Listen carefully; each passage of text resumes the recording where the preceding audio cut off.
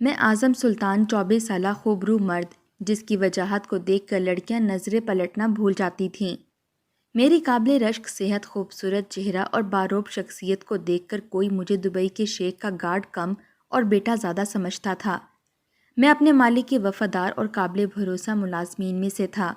شیخ صاحب کی معمولی سی بات بھی میرے لیے حکم کا درجہ رکھتی تھی۔ میرے باپ نے تمام عمر شیخ صاحب کی نمک حلالی کی تھی۔ میری رگوں میں بھی وہی خون دوڑتا تھا۔ میں نے جب سے ہوش سنبھالا تھا شیخ صاحب کی سرپرستی میں ہی خود کو دیکھا تھا۔ میرے والد ان کے ملازم تھے اور شیخ صاحب کا شمار دبئی کے امیر ترین لوگوں میں ہوتا تھا۔ میں ان کے ملازم کا بیٹا تھا، لیکن انہوں نے مجھے اپنے بیٹے کی طرح ہی پالا تھا۔ میری پیدائش پر میری والدہ انتقال کر گئی تھیں۔ میرے والد اس وقت پاکستان آئے تھے۔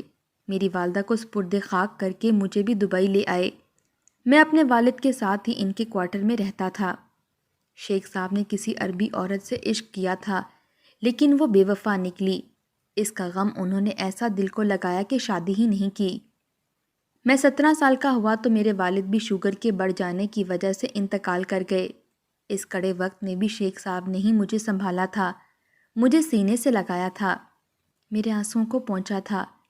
انہوں نے مجھے تعلیم بھی دلوائی تھی۔ ہر معاملے کو ان کے کہنے کے مطابق میں لے کر چلتا تھا۔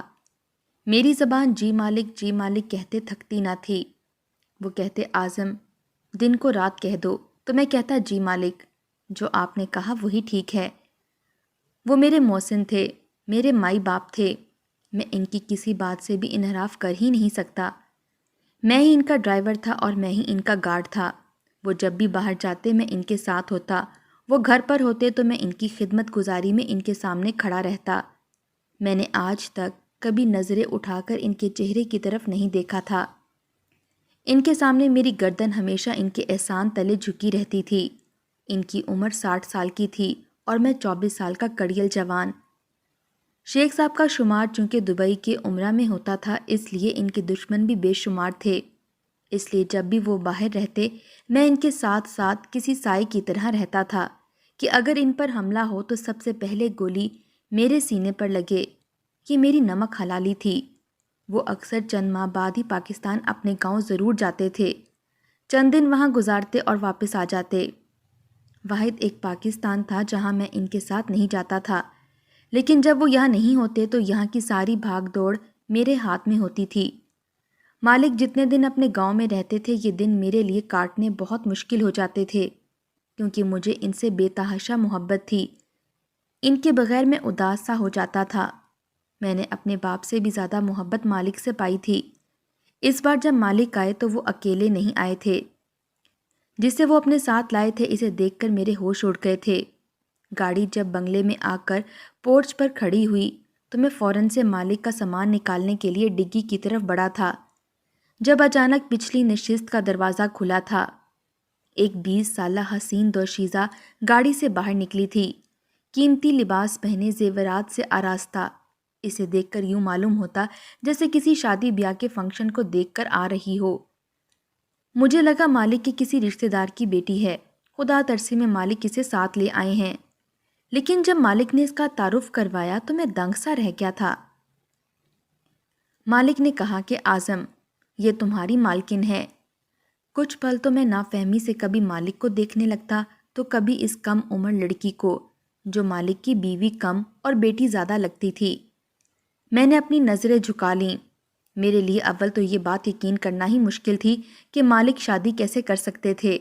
انہوں نے ساری جوانی ایک عورت کی یاد میں گزار دی تھی، تو اب تو پھر وہ بوڑھے ہو چکے تھے۔ پھر یہ حسین کم عمر لڑکی مالک سے شادی کرنے پر رضامند کیسے ہو سکتی تھی، جس میں بظاہر کوئی کمی نہ تھی، نہ کوئی عیب تھا۔ نہ جانے کیوں پہلی بار میرے دل میں مالک کے لیے منفی سوچ نے جنم لیا تھا کہ انہوں نے اپنی خواہش کی خاطر ایک کم عمر لڑکی کی زندگی برباد کر دی۔ میرے دل میں اس لڑکی کے لیے ایک نرم گوشہ سا بن گیا تھا۔ نہ جانے اس بیچاری کی کیا مجبوری تھی۔ میرا دل اس لڑکی کے لیے دکھی سا ہوا تھا، لیکن اگلے ہی روز مجھے اپنی سوچ کی تردید کرنی پڑی جب مالک نے مجھ سے کہا کہ انہوں نے شادی اس لڑکی کے کہنے پر کی ہے۔ وہ لڑکی ان کی محبت میں مبتلا ہو چکی تھی۔ وہ جب بھی اپنے گاؤں کے کھیتوں کی طرف جاتے وہ لڑکی انہیں دیکھتی رہتی تھی۔ ان کے پاس آ جاتی، ان سے باتیں کرنے لگتی۔ صاحب سے ایک چھوٹی لڑکی سمجھ کر بات چیت کر لیا کرتے تھے، لیکن اس بار جب وہ گئے وہ لڑکی روتے ہوئے ان کے پاس آ گئی، کہنے لگی آپ میرے ابا سے میرا رشتہ مانگ لیں ورنہ وہ میری شادی کسی اور سے کروا دیں گے۔ مالک کو اس کی بات سن کر حیرت ہوئی تھی۔ انہوں نے کہا کہ تم مجھ سے بہت چھوٹی ہو، تمہارا میرا کوئی جوڑ نہیں ہے، لیکن وہ کہنے لگی کہ وہ مالک سے بہت محبت کرتی ہے، اگر انہوں نے اس لڑکی سے شادی نہ کی تو وہ زہر کھا کر اپنی جان دے دے گی۔ مالک نے یہ سوچا کہ انہیں تو ان کی محبت نہ مل سکی، اگر وہ کسی کی محبت بن چکے ہیں تو اسے کیوں محروم رکھیں۔ مالک شادی کے بعد بہت خوش تھے، بہت عرصے بعد میں نے مالک کو یوں خوش دیکھا تھا۔ پھر جب میاں بیوی راضی تھے تو یہ تو اچھی بات تھی۔ میرے مالک خوش تھے، مالکن ان سے محبت کرتی تھیں۔ وہ مالک کے ساتھ روز رات کو تیار ہو کر ہوٹل میں کھانا کھانے چلی جاتی تھی۔ انہیں یوں حشاش بشاش دیکھ کر میں مطمئن سا ہو جاتا تھا کہ مالک کو ان کے صبر کا صلہ مل گیا، لیکن چند دن میں ہی مجھے یہ احساس ہو چکا تھا کہ میرا یہ اندازہ بھی مالک کے معاملے میں غلط ثابت ہوا تھا۔ وہ لڑکی ہر وقت نوکروں پر چیختی چلاتی نظر آتی تھی، قیمتی لباس پہنتی، سونے کی جویلری پہنے رکھی، آئے دن شاپنگ کرتی اور نوکروں سے حقارت بھرے لہجے سے بات کرتی۔ میں سمجھ گیا تھا کہ اس لڑکی کی نظر مالک کی دولت پر تھی۔ چونکہ میں مالک کا ڈرائیور بھی تھا اس لیے وہ جہاں بھی جاتی میرے ساتھ ہی جاتی تھی۔ بے فضول وہ مالک کی محنت سے کمایا پیسہ دونوں ہاتھوں سے لٹاتی تھی۔ مجھے وہ شاپنگ بیگ تھماتی رہتی، مجبوراً مجھے اس کے ساتھ ساتھ رہنا پڑتا۔ انہی دنوں مالک کے دشمن بھی ان کے پیچھے ہاتھ دھو کر پڑے ہوئے تھے، کیونکہ مالک جس بھی کمپنی کے ساتھ ڈیل کرتے وہ انہی کو آرڈر دیتے اور مخالف پارٹی سے یہ بات برداشت نہیں ہوتی تھی۔ ایک بار میں مالکن کو شاپنگ سے واپس لا رہا تھا کہ سنسان سے روڈ پر ہماری گاڑی کے پیچھے 2 گاڑیاں لگ گئیں۔ اس وقت سڑک پر ہماری ہی گاڑی تھی۔ میں بے حد پریشان سا ہونے لگا۔ میرے پاس ہر وقت ایک پسٹل موجود ہوتی تھی، لیکن اس وقت میرے ساتھ مالکن تھی اور میں نہیں چاہتا تھا کہ یہاں کسی بھی قسم کی ہنگامہ آرائی ہو، لیکن ان میں سے ایک گاڑی ہماری گاڑی کے آگے آ کر رک گئی۔ مجبوراً مجھے بریک لگانی پڑی، اس سے پہلے کہ وہ مالکن کو کوئی نقصان پہنچاتے۔ میں نے مالکن سے کہا کہ وہ سیٹ کے نیچے بیٹھ جائیں اور خود ان پر فائرنگ شروع کر دی۔ مالکن اس افتاد کے لیے تیار نہ تھیں، لیکن میری بات پر عمل کرتے ہوئے گاڑی کے نیچے بیٹھ گئیں۔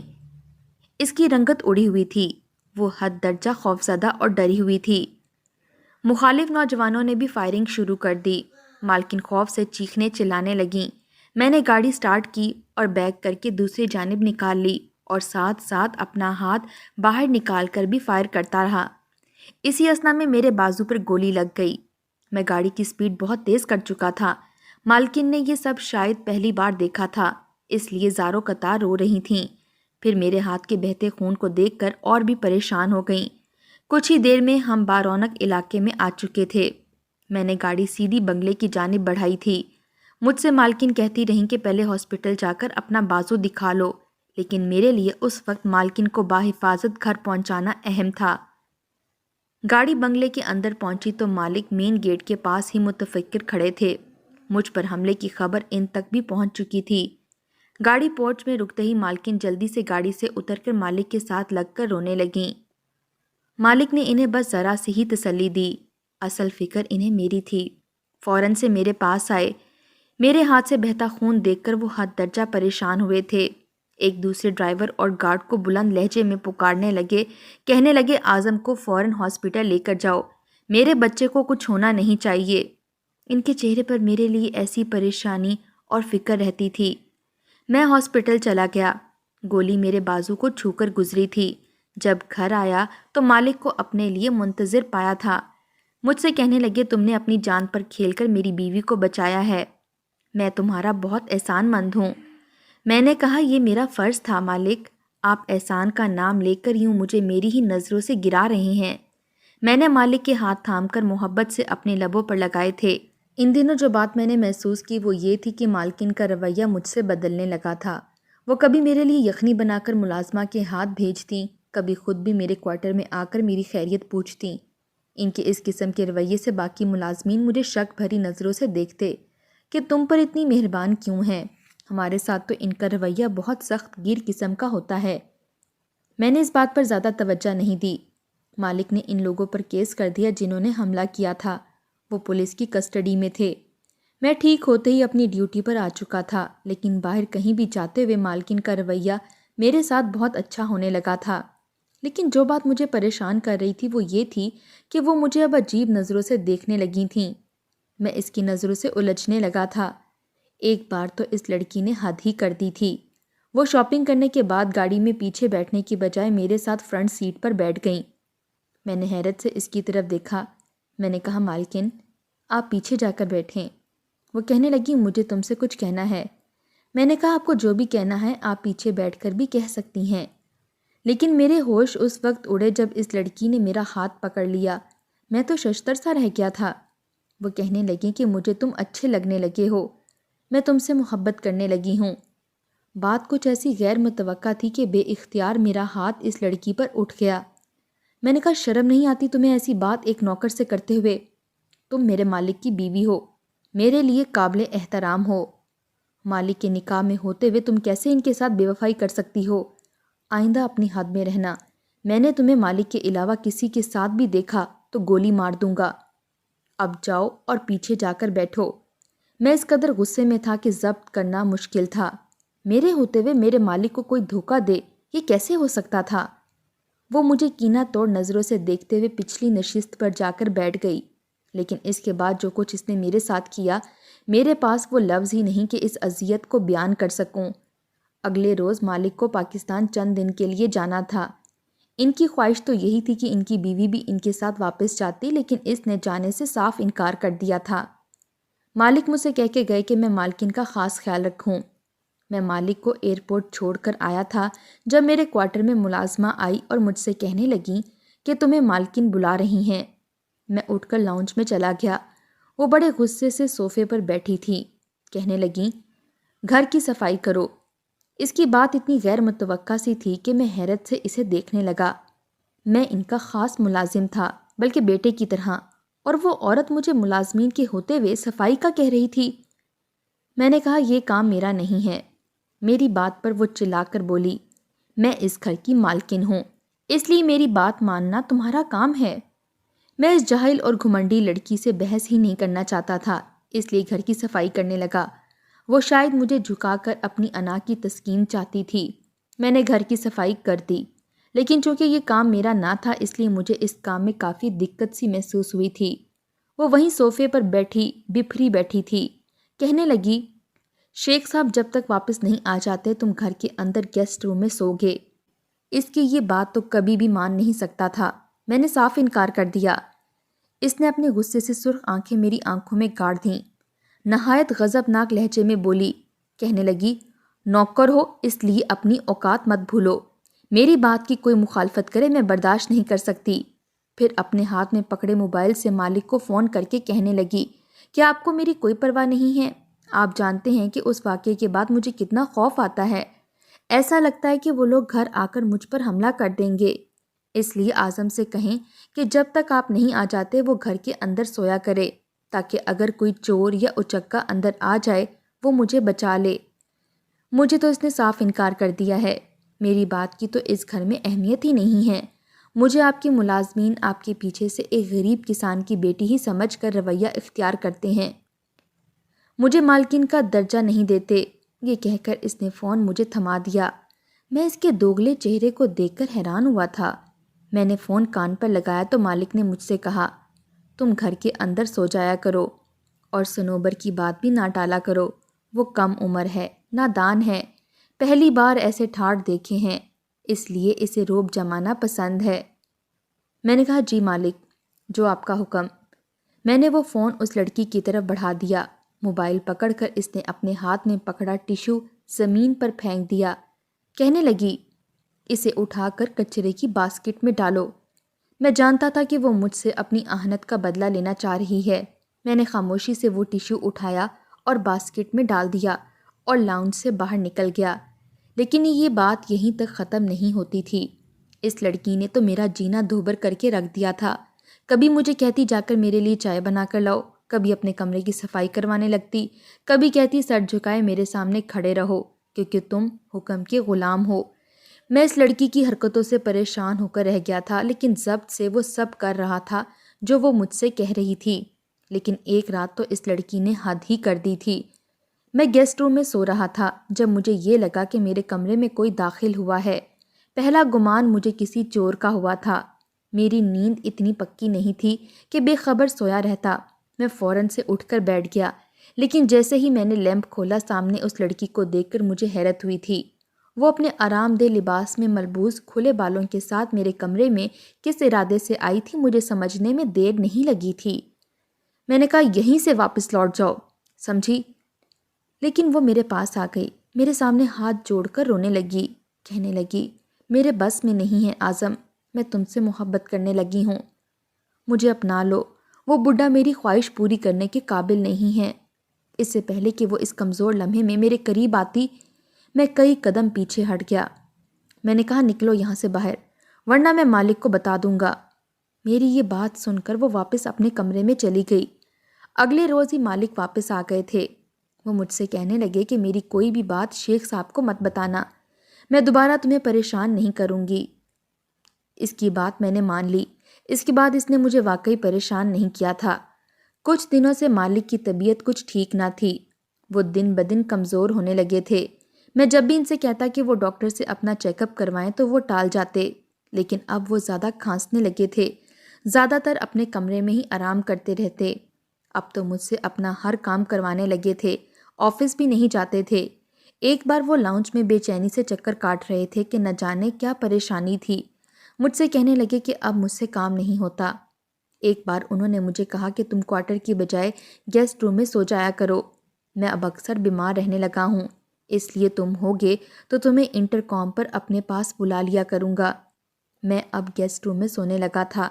ایک رات میری پیاس کی شدت سے آنکھ کھلی تو اٹھ کر میں کچن میں جانے لگا۔ کچن کی لائٹ جل رہی تھی۔ وہ لڑکی دودھ میں نہ جانے کون سی پڑیا ڈال کر ہلانے لگی۔ یہ دیکھ کر مجھے اس لڑکی پر شک سا ہونے لگا تھا کہ وہ مالک کو کچھ الٹا سیدھا نہ کھلا رہی ہو۔ وہیں سے پلٹ کر اپنے کمرے میں آ گیا۔ میں بے حد پریشان تھا کہ یہ لڑکی میری سوچ سے زیادہ خطرناک تھی۔ صبح ہوتے ہی میں زبردستی مالک کو ڈاکٹر پر لے گیا۔ ان کے سارے ٹیسٹ کروائے تو معلوم ہوا کہ نشے کی تیز ڈوز دی جا رہی ہے۔ اگلے روز میں نے اس لڑکی کو رنگے ہاتھوں پکڑ لیا۔ میں نے اسے دودھ میں وہ پڑیا ملاتے دیکھ لیا تھا اور اس کے پاس آ کر دودھ پکڑا۔ اس نے میری بات کو زیادہ اہمیت نہیں دی۔ میں نے اس لڑکی سے کہا کہ اسے میرے سامنے پیو۔ مجھے یوں اچانک سے اپنے پاس کھڑا دیکھ کر وہ بری طرح سے سٹپٹائی تھی۔ کہنے لگی یہ شیخ صاحب کے لیے ہے۔ میں نے وہ دودھ سنک میں پھینک دیا۔ اس نے کہا یہ تم کیا کر رہے ہو؟ میں نے کہا تم میرے مالک کو نہ جانے کون کون سی چیزیں ملا کر دیتی ہو تاکہ وہ مر جائیں اور تم ہر چیز پر قبضہ کر لو۔ میں نے کہا میں نے تمہاری چوری پکڑ لی ہے۔ یہ سن کر اس کا رنگ فک ہوا تھا۔ لڑکی کہنے لگی ایسا کچھ نہیں ہے، میرا شوہر میری خواہش پوری کرنے کے قابل نہیں ہے، اس لیے میں اس کو ایسی پڑیا کھلاتی ہوں۔ اس کی بات نہایت شرمناک قسم کی تھی۔ کتنی بے شرمی سے وہ میرے سامنے اس بات کا اعتراف کر رہی تھی۔ پھر مجھ سے کہنے لگی میں بھی انسان ہوں، یہ میری فطری خواہش ہے۔ میں نے کہا یہ تمہیں شادی کرنے سے پہلے سوچنا چاہیے تھا۔ میرے مالک بہت اچھے ہیں، تمہیں یہ آخری چانس دے رہا ہوں۔ وہ کہنے لگی تمہیں مجھ پر شک ہے تو آؤ میرے ساتھ، میں تمہیں ایک چیز دکھاتی ہوں۔ وہ میرا ہاتھ پکڑ کر مجھے میرے ہی کمرے میں لے گئی اور پھر کمرے کا دروازہ بند کر کے مجھے بیڈ پر دھکیلا تو اس کی اس حرکت پر میں پریشان سا ہو گیا تھا۔ اس نے شور مچانا شروع کر دیا، بچاؤ بچاؤ کا شور مچا دیا اور اپنے آپ کو زخمی بھی کرنے لگی۔ دیوار پر اپنا سر زور سے مار کر زخمی کر لیا۔ شور کی آواز سن کر مالک بھی میرے کمرے میں آ گئے۔ وہ لڑکی مالک کے ساتھ لگ کر رونے لگی، کہنے لگی شیخ صاحب میں آپ کے لیے دودھ لینے کچن میں گئی تھی کہ یہ شخص میرے منہ پر ہاتھ رکھ کر مجھے زبردستی اپنے کمرے میں لے آیا اور میرے ساتھ۔ اس کی بات سن کر شیخ صاحب مجھے بے یقینی سے دیکھنے لگے۔ میں نے کہا یہ جھوٹ بول رہی ہے، یہ آپ کو سلو پوائزن دے رہی ہے، آپ کی صحت بھی اسی وجہ سے خراب ہو رہی ہے۔ میں نے کہا مالک میری بات کا اعتبار کریں، یہ لڑکی آپ کی دولت کی چمک دیکھ کر آئی ہے، اسے آپ سے کوئی دلچسپی نہیں ہے۔ میری بات سن کر وہ لڑکی کہنے لگی اس شخص کی مجھ پر شروع سے ہی نظر خراب ہے، یہ کئی بار مجھے گناہ کرنے کے لیے اکسا چکا ہے اور مجھے دھمکیاں بھی دیتا ہے۔ میرے مالک نے اس لڑکی کو تسلی دے کر پیچھے کیا اور میرے سامنے کھڑے ہو گئے اور میرے منہ پر زوردار تماچا مارا۔ میں سمجھ گیا کہ یہ لڑکی اپنے مقصد میں کامیاب ہو چکی ہے۔ اب یہ مجھے مالک کی نظر میں گرا چکی ہے، وہ میری بات پر یقین نہیں کریں گے۔ مالک نے مجھ سے کہا، مجھے تم سے یہ امید نہ تھی کہ تم اس گھٹیا لڑکی کی حرکتیں مجھ سے چھپاؤ گے۔ میں مالک کی بات سن کر حیران ہوا تھا۔ وہ لڑکی بھی ہکا بکا رہ گئی تھی۔ مالک کہنے لگے، مجھے تم پر خود سے بھی زیادہ بھروسہ تھا، لیکن مجھے افسوس اس بات کا ہوا کہ تم نے مجھے اس کے بارے میں نہیں بتایا، لیکن میرے گھر میں لگے کیمروں نے مجھے ساری حقیقت دکھا دی ہے۔ یہ لڑکی پیسوں کی لالچی تھی، یہ میں جانتا تھا، لیکن میرے پاس اتنا پیسہ ہے کہ اس کی یہ ساری عیاشی میں برداشت کرتا رہا کہ آہستہ آہستہ سدھر جائے گی، لیکن جب اس نے تمہارے ساتھ بدسلوکی شروع کی تو سمجھ گیا تھا کہ غلط کون ہے۔ پھر اس لڑکی کے پاس جا کر کہنے لگے، مجھے تو پہلے ہی عورت ذات پر بھروسہ نہیں تھا اور تم نے سچ میں یہ ثابت کر دیا۔ مالک نے اس لڑکی کو طلاق دے دی تو وہ رونے پیٹنے لگی، کہنے لگی، آپ نے مجھے کیوں چھوڑ دیا؟ مجھے یہ دیکھ کر بہت دکھ ہوا۔ مالک کی زندگی میں 2 لڑکیاں آئیں اور دونوں ہی بے وفا نکلیں۔ مالک مجھ سے کہنے لگے، اعظم، میں تمہاری شرافت پر شک نہیں کر سکتا ہوں اور نہ ہی تمہاری نمک حلالی پر۔ یہ سن کر میری آنکھوں سے آنسو بہنے لگے کہ مالک نے میری بات پر اعتبار کیا تھا، میری عمر بھر کی وفا پر شک نہیں کیا تھا۔